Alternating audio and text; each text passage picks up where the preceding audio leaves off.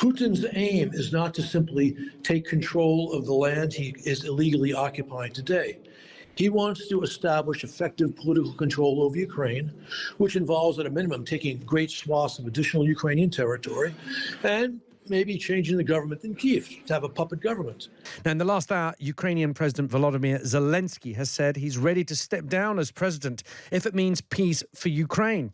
He made the comment as part of the Ukraine Year 2025 forum in Kyiv. Zelenskyy also encouraged President Donald Trump to visit Ukraine and said he thinks it is insufficient just to have President Trump as mediator. Zelenskyy added mineral talks with the US are moving forward. Well, joining us now with his reaction is Ambassador John Herbst, former US ambassador to Ukraine. Ambassador, welcome to the show. Thank you for giving us your time.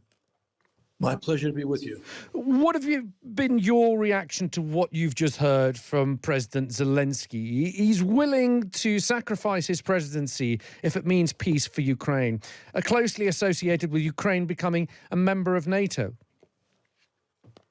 Look, I think President Zelenskyy is in a very difficult situation. I mean, obviously, they've been in tough straits since the Russians invaded with a large force almost 3 years ago. But their situation has become more dire because uncertainty about the American position. It seemed as Trump took office, he was determined to get a stable peace deal quickly by insisting on compromises from both Ukraine and Russia.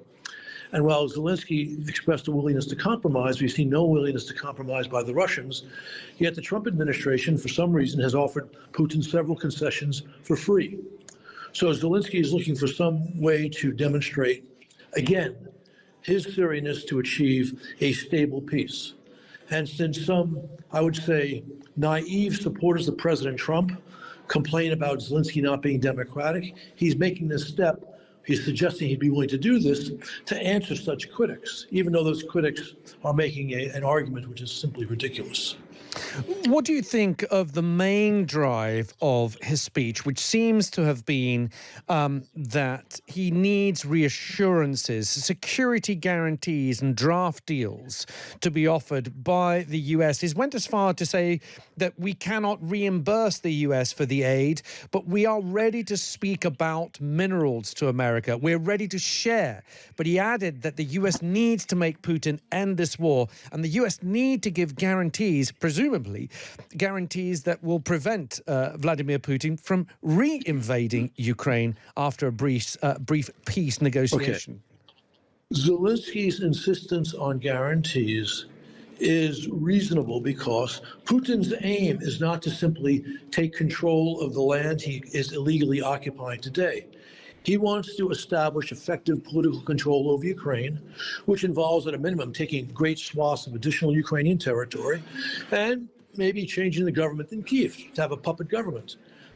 Obviously, an unacceptable goal. And we all know that Ukraine was given, quote unquote, security assurances when it gave up nuclear weapons in the infamous Budapest Memorandum from the mid-90s, and they don't want a repeat of that. So that's why Zelenskyy talks about security guarantees, something that is legally binding. Now, the Trump administration thus far is not willing to go to that level. But Trump, in his peace ideas, which he and his team began to circulate publicly before he became president after the election in the interim period, they talked about two serious steps to deter Russia from future aggression. One would be the deployment of European troops into a demilitarized zone between Russian and Ukrainian troops, and two would be arming Ukraine to the hilt. Putin and his team have rejected both of those conditions. Now, Trump seemed to recognize that in the first days of his second term, when he said Putin was the obstacle to peace and talked about putting pressure on the Kremlin. Vance seemed to indicate that in his Wall Street Journal interview, I think in Wednesday of last week. Yet somehow that's all gotten forgotten over the past 7 or 8 or 10 days, where clearly the administration is putting pressure on Zelenskyy as opposed to Putin. So Zelenskyy feels he's in a difficult situation, and in fact he is. Do you think Donald Trump is capable of putting a deal on the table that both Zelenskyy and Putin will go for? No, But he's in a position to put on the table a deal that would actually stop the war, and he would then have to impose clear penalties on Putin for rejecting. Because Putin, as I said, does not want to stop where his forces are currently located. He wants effective political control of Ukraine. But Trump has said that's unacceptable. What we have not seen over the past 10 days is the Trump administration acting in a way that demonstrates that what Putin's doing is unacceptable. Ukrainian President Volodymyr Zelenskyy told a press conference in Kyiv that he is willing to exchange his presidency for peace. And he urged US President Donald Trump to come visit Ukraine. He also told reporters at the conference that it is insufficient to just have President Trump as a mediator. Katerina Malefieva is the journalist in Ukraine. She's been listening to Zelensky's speech and joins us now with her reactions. Katerina, thank you so much for giving us your time. Hello, good afternoon. Katerina, we also heard the Ukrainian president saying the Ukraine cannot reimburse the US for the aid that they've given. It's true, but I also want to emphasize when he said that he is able to exchange his position of a president. He also said that he can exchange it for NATO. This is one of the important issues to emphasize, because for Ukrainian President Zelenskyy, he was very eloquent and cohesive in his expressions that it's not that negotiations that are happening right now between Putin and Donald Trump, they are. It's not that Ukraine will be invited to negotiation table. It's that we, as Ukraine, were inviting their partners to talk about the prosperous future peace, because the war is happening on our territory and on our land. And he indeed emphasized that NATO would be the cheaper version for the whole Europe and the whole world. Talking about this, so NATO will be like a part of the guarantees with regards to contingent. It's about military presence. The question is on the table.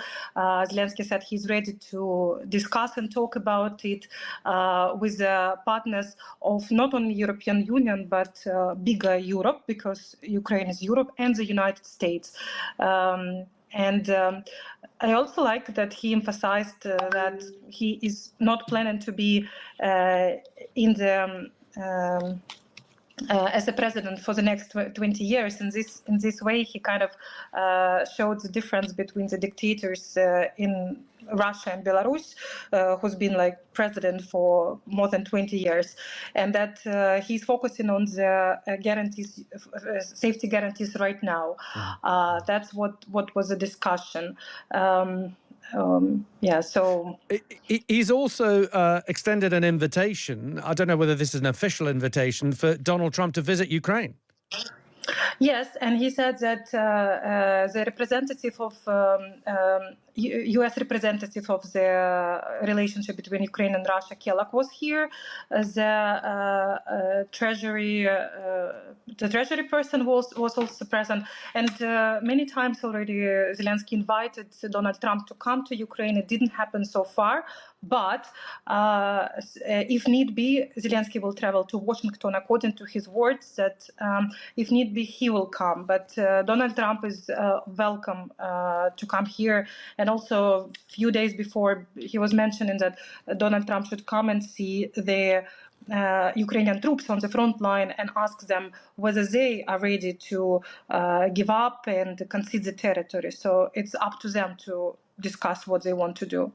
But again, I like it that when he talks about the elections, Zelenskyy shows, because there was that narrative recently, and it was widely speculated online about that Ukrainian president is illegitimate because there were no elections because of the war. But if you remember, if you know well, that in our constitution, during the martial law, the elections impossible to hold, but what's more important, you can't really organize the election when you cannot provide the guarantees to the people because of the air raid alerts, because of the bombardments, and because of the huge migration, huge number of refugees who had to leave their homes. So, I mean, to organize elections are impossible. But with his words, Zelensky emphasized that if he needs to leave this his position, he will do that if it will guarantee the safety guarantee and safety future for Ukraine. Katerina, thank you for giving us your time. Thank you for keeping us abreast on this press conference that is happening as we speak in Kyiv. President Zelensky holding that news conference in the Kyiv Forum, in which the top lines coming out of that was that he said he's willing to give up his presidency in exchange for Ukraine NATO membership and to bring peace. He added that it was not his dream to be president for a decade, and he would leave his position if that would lead to peace. He said that that Ukraine could not reimburse the US for aid, but ready to share. We are ready to share, he said, but the US needs to make Putin end this war. And the main gist of his press conference has been to reiterate that Ukraine needs security guarantees, and the draft deals they have been offered so far are not what they want. But he insisted that talks are moving forward, and also extended an invitation for Donald Trump to visit Ukraine. We'll be keeping you more abreast on all of that coming out of this press conference throughout the show. And I'm sure Aisha, who takes over Times Radio Weekend Drive, is going to be keeping you abreast with all the latest news.